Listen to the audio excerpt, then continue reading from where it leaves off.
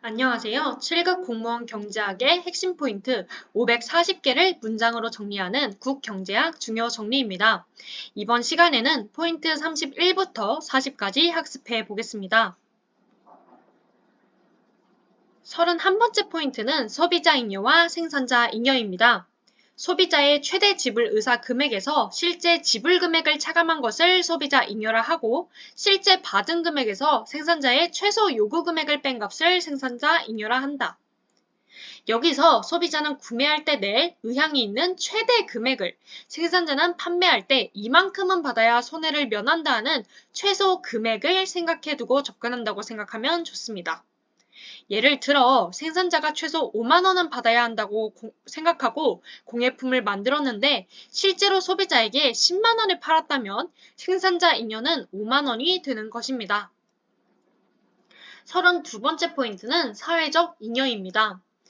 소비자 잉여와 생산자 잉여의 합을 사회적 잉여라 한다. 여러분, 소비자와 생산자를 합친 게 사회죠?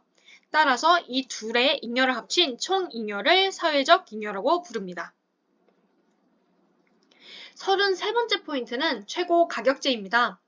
수요자 보호를 위해 균형 가격보다 낮게 설정하는 최고 가격제 하에서 초과 수요로 인한 암시장이 발생할 수 있다.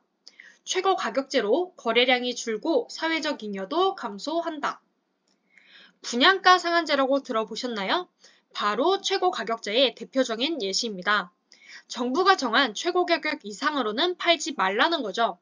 취지는 좋지만 사회적 잉여를 극대화시키는 시장 균형 가격이 아닌 다른 가격을 설정한 것이기 때문에 사회적 잉여는 감소하게 된다는 점을 기억해 두셔야겠습니다.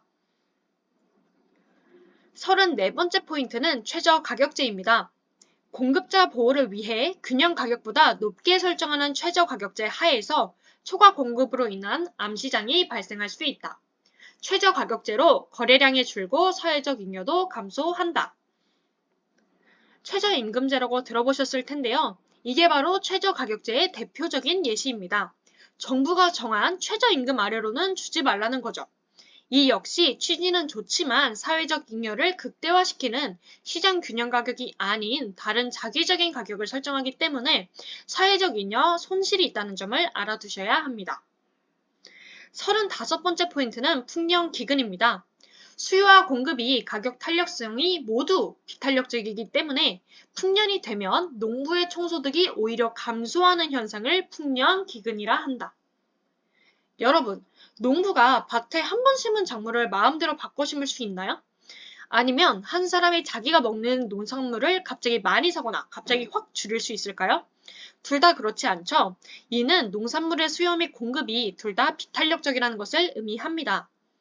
자, 재화의 수요가 비탄력적일 때 가격이 오르면 수입이 늘고 가격이 내리면 수입이 줍니다. 그런데 풍년이 들면 공급이 증가하면서 가격이 내려갑니다. 따라서 농부는 풍년이 들었을 때 오히려 총소득이 감소하게 되고 이것을 풍년기근이라 부르는 것입니다.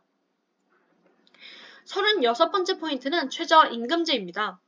노동자 보호를 위해 균형 임금보다 높게 설정하는 최저임금제 하에서 노동의 초과 공급으로 인한 실업이 발생할 수 있다. 최저가격제로 고용량이 줄고 사회적 잉여도 감소한다. 아까 설명했듯이 최저임금제는 최저가격제의 대표적인 예시입니다. 최저임금은 통상적으로 균형임금보다 높게 설정되기 때문에 노동 공급이 늘어 실업이 발생한다는 사실을 알아두시면 좋습니다. 37번째 포인트는 종량세입니다. 생산자에게 부과될 때 생산자가 소비자로부터 받고자 하는 가격이 단위당 조세만큼 상승하고 소비자에게 부과될 때 소비자가 생산자에게 지불한 용의가 있는 금액이 단위당 조세만큼 하락한다. 빈출되는 주제입니다.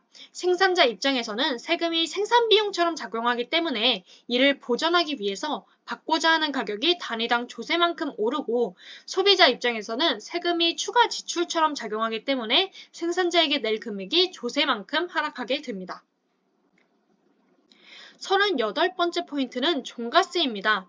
생산자에게 부과될 때 생산자가 소비자로부터 받고자 하는 가격이 세율만큼 상승하고 소비자에게 부과될 때 소비자가 생산자에게 지불할 용의가 있는 금액이 세율만큼 하락한다. 종량세와 비슷하기 때문에 부가 주체에 따라 가격이 세율만큼 상승하고 하락하시는 것만 알아두시면 되겠습니다.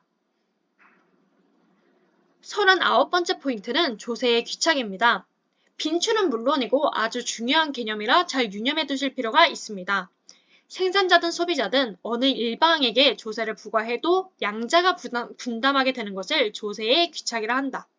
분담 정도와 조세 수입은 탄력성에 반비례하며 이로 인한 후생 손실이 초과 부담 또는 사중적 손실은 탄력성에 비례한다.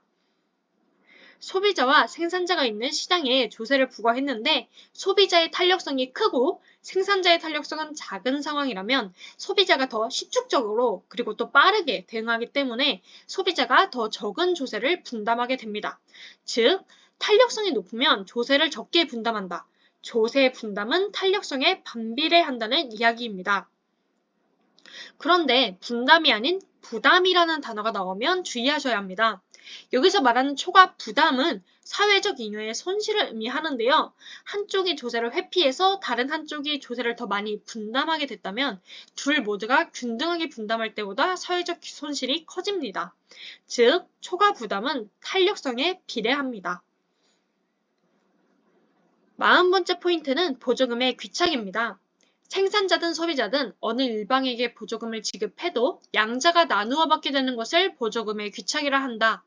혜택 정도는 탄력성에 반비례하며 정부 보조금과 후생 손실은 탄력성에 비례한다.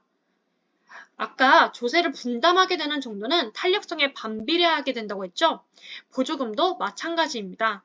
보조금이라는 혜택을 누리는 정도는 탄력성에 반비례하고 후생 손실은 탄력성에 비례하게 됩니다.